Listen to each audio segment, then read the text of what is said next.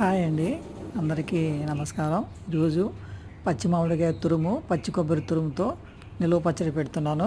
2 కప్పుల పచ్చి మామిడికాయ తురుముకి 1 కప్పు కొబ్బరి వేసి, ఓ చిన్న కప్పు కారం, సగం కప్పు ఉప్పు, పసుపు 1 స్పూను, 1 పావు కప్పుకి ఆవపిండి, మెంతి పిండి కలిపి తీసుకున్నాను. తర్వాత 1 కప్పు ఆయిల్ పోసి 1 అర్ధ కప్పుకి ఎల్లిపాయ పేస్ట్ చేసి నూనెలో వేయించి కొద్దిగా ఇంగు కలిపి చల్లారబెట్టాను.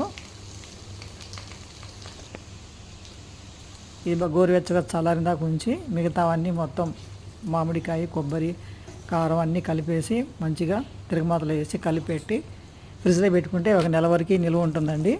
ఇది కొంచెం పులుపు ఇష్టంగా తినకుండా ఉండే వాళ్ళకి పుల్లగా కొబ్బరితో కలిసి పులుపు తక్కువతో బాగుంటుందండి. Thank you.